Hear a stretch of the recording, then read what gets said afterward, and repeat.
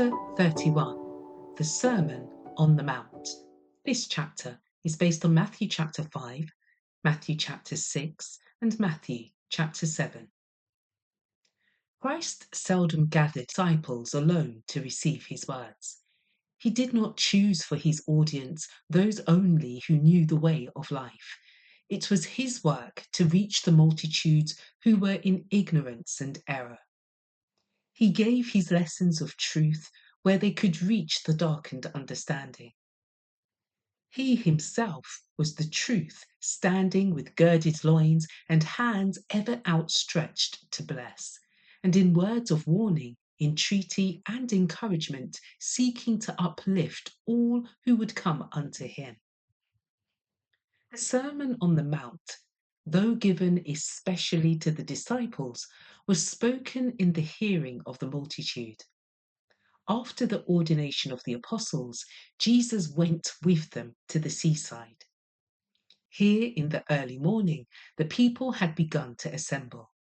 Besides the usual crowds from the Galilean towns, there were people from Judea and even from Jerusalem itself, from Perea, from Decapolis, from Idumea, away to the south of Judea, and from Tyre and Sidon, the Phoenician cities on the shore of the Mediterranean. When they had heard what great things he did, they came to hear him and to be healed of their diseases. There went virtue out of him and healed them all. Mark chapter 3 verse 8 and Luke chapter 6 verses 17 to 19. The narrow beach did not afford even standing room within reach of his voice for all who desired to hear him, and Jesus led the way back to the mountainside. Reaching a level space that offered a pleasant gathering place for the vast assembly, he seated himself on the grass, and the disciples and the multitude followed his example. The disciples' place was always next to Jesus. The people constantly pressed upon him, yet the disciples understood that they were not to be crowded away from his presence. They sat close beside him, that they might not lose a word of his instruction. They were attentive listeners, eager to understand the truths they were to make known to all lands and all ages.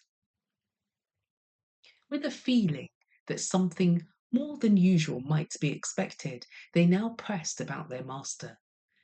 They believed that the kingdom was soon to be established, and from the events of the morning they gathered assurance that some announcement concerning it was about to be made. A feeling of expectancy pervaded the multitude also, and eager faces gave evidence of the deep interest. As the people sat upon the green hillside, awaiting the words of the divine teacher, their hearts were filled with thoughts of future glory. There were scribes and Pharisees who looked forward to the day when they should have dominion over the hated Romans and possess the riches and splendour of the world's great empire. The poor peasants and fishermen hoped to hear the assurance that their wretched hovels, the scanty food, the life of toil and fear of want were to be exchanged for mansions of plenty and days of ease.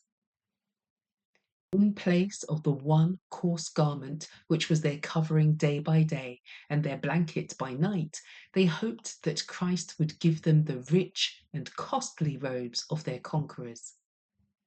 All hearts thrilled with the proud hope that Israel was soon to be honoured before the nations as the chosen of the Lord, and Jerusalem exalted as the head of a universal kingdom.